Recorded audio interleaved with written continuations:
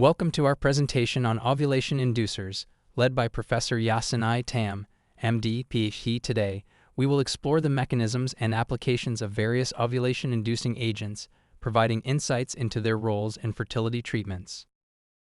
Infertility is defined as the inability to conceive after 1 year of regular, unprotected intercourse.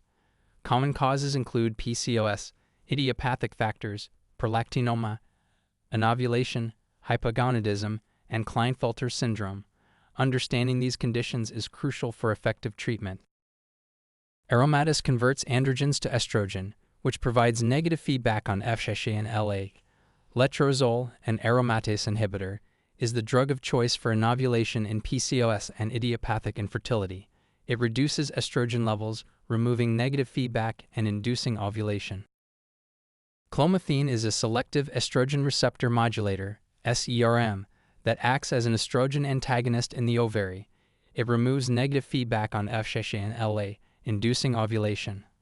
Clomiphene is considered a second-line treatment for PCOS.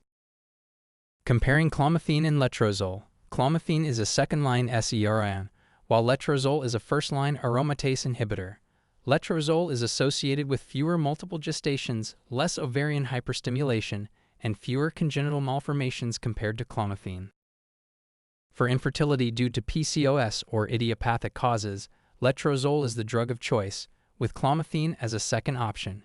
If these treatments fail, assisted reproduction such as IVF may be considered, though it is often expensive. Anovulation due to prolactinoma can be treated with dopamine agonists like cabergoline.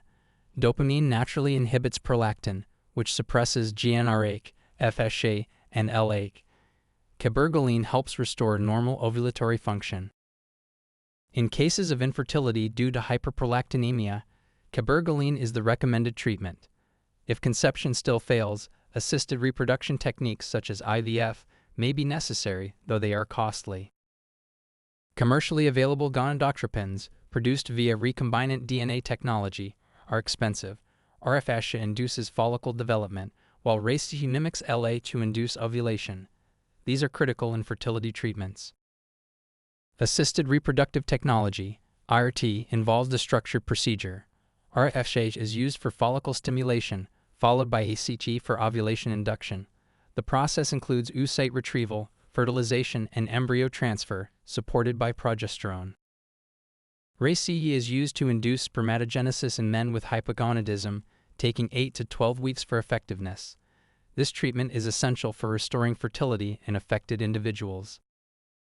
RFSH and RACE can cause ovarian hyperstimulation syndrome, OHSS, a serious condition that may require ICU admission.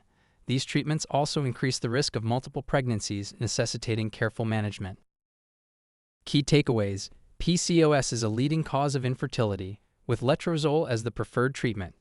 Assisted reproduction is costly and associated with risks like OHSS. Male infertility often requires RACE for treatment, avoiding testosterone due to its negative feedback effects. GnRH release patterns affect ovulation. Pulsatile discharge promotes FSH and LH release, leading to ovulation. Continuous release inhibits these hormones, resulting in anovulation. Understanding these mechanisms is vital for fertility management. Continuous GnRH agonists inhibit FSH, LH, and sex hormones. In males, they treat conditions like precocious puberty and prostate cancer. In females, they address precocious puberty, fibroids, and endometriosis, acting as anti-androgens and anti-estrogens. Continuous GnRH analogs are used for various conditions. In females, they manage fibroids and endometriosis. In males, they treat prostate cancer. These analogs suppress hormone production, providing therapeutic benefits in specific disorders. GnRH antagonists, such as ganirelix, are used in assisted reproduction, prostate cancer, endometriosis, precocious puberty, and fibroids. They offer an alternative to continuous GnRH agonists, providing targeted hormone suppression. Continuous GnRH analogs and antagonists can cause side effects similar to menopause, such as osteoporosis, due to their interference with gonadotropin release. Monitoring and managing these effects are crucial in long-term treatments. In summary, continuous GnRH agonists and antagonists inhibit FSH and LH. In males, they treat prostate cancer and precocious puberty. In females, they address endometriosis and fibroids. In assisted reproduction, they prevent premature ovulation.